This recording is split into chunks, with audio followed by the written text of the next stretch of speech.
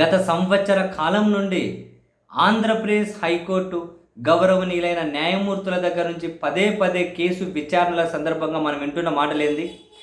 ఆగ్రహం, ఆవేశం, విస్మయం, ఆశ్చర్యం, ఆగ్రహం, ఆవేదన. న్యాయమూర్తి గారు ఆగ్రహం వ్యక్తం చేశారు, ఆవేదన వ్యక్తం చేశారు, ఆవేశపడ్డారు, విస్మయం, ఆశ్చర్యం పొందారు, రకరకాలుగా. ఎందుకని? పోలీసులు చేస్తున్న అరెస్టులు, వాళ్ళు పెడుతున్న సెక్షన్లు అవేమీ చూడకుండా మెజిస్ట్రేట్లు పంపిస్తున్నటువంటి రిమాండ్స్. అసలు అదేంటో ఆశ్చర్యం, ఏ కేసులో కూడా మెజిస్ట్రేట్లు రిమాండ్ విధించకుండా వెనక్కి పంపిస్తలేరు. అంతకుముందు మనం 90% పైన వెనక్కి పంపించేస్తూ ఉంది. ఇప్పుడు అసలు 99% కూడా రిమాండ్స్, 1% కూడా వెనక్కి పంపిస్తలేరు. హైకోర్టు చాలాసార్లు అనింది పోలీసులను, ఇదేం కేసులు, ఇదేం సెక్షన్లు, మీ హిస్టరీ. చివరికి తప్పుడు అఫిడవిట్లు ఇచ్చేశారు కోర్టులకి, తప్పుడు అఫిడవిట్లు. హైకోర్టు అనింది మెజిస్ట్రేట్లు బ్రెయిన్ వాడుతున్నారా లేదా, ఏ సెక్షన్లు పెడుతున్నారు, ఎట్లా, ఏం పెడితే అది రిమాండ్ విధించేస్తున్నారా, ఏం చూడట్లేదా అని. పదే పదే ఇవి రిపీట్ అవుతూనే ఉన్నాయి, రిపీట్ అవుతూనే ఉన్నాయి. కానీ వీళ్ళు ఎప్పుడు మారుతారు? మరి పోలీసులు ఎప్పుడు మారుతారు? ఈ కక్ష సాధించడం, అధికారంలో ఉన్న పార్టీ వాళ్ళ అడుగులకు మడుగులు వచ్చే పని ఎప్పుడు ఆపుతారు పోలీసులు? మరి మెజిస్ట్రేట్లో ఎప్పుడు హైకోర్టు చెప్పినట్లు యాంత్రికంగా కాకుండా బ్రెయిన్ వాడతారు? హైకోర్టు చెప్పింది, మనమేం చెప్పట్లేదు. ఎప్పుడు? చివరికి కొమ్మినేని శ్రీనివాసరావు గారి కనీసం ఈ అరెస్ట్లో అయినా మెజిస్ట్రేట్ని కాసింత అప్రిసియేట్ చేయాలేమో. అంటే ఆయన ఆ వ్యాఖ్యలేనిలేవు, ఎస్సీ ఎస్టీ అట్రాసిటీ కేసు ఎట్లా పెడతారో అన్నారు, ఆ సెక్షన్లు తీసేయండి అన్నారు, అన్నారు, రిమాండ్కి పంపించేశారు. 7 ఏళ్లలోపు శిక్ష పడే కేసులు సెక్షన్లు ఉంటే అప్పుడేమైనా 41A నోటీస్, అంటే ఇప్పుడు 35 నోటీస్ ఇచ్చి విచారణ చేయొచ్చు.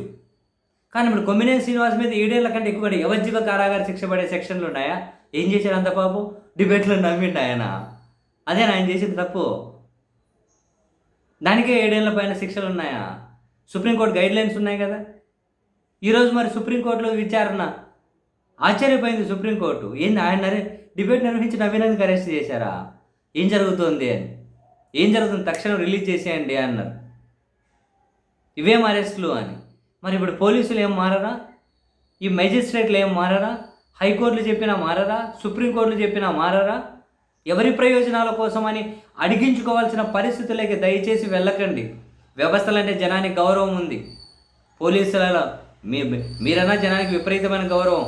ఎవరో కొందరు చేస్తున్న పోలీసుల తప్పు అతి వల్ల మొత్తం పోలీస్ వ్యవస్థనే నిందించాల్సిన పరిస్థితి.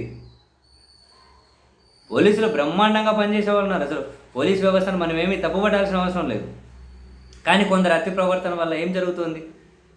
న్యాయ వ్యవస్థ మీద అందరికీ గౌరవమే ఉంది, కానీ కొందరి వల్ల హైకోర్టే చెబుతోంది బ్రెయిన్ వాడట్లేదా అని. మరి ఇటువంటి వాటి వల్ల ఎవరి ప్రయోజనాల కోసం చేస్తున్నారని జనంతో అడిగిపించుకోకండి. ఎందుకు కక్ష సాధించడానికి వ్యవస్థలు ఎందుకు వాడుకుంటారు?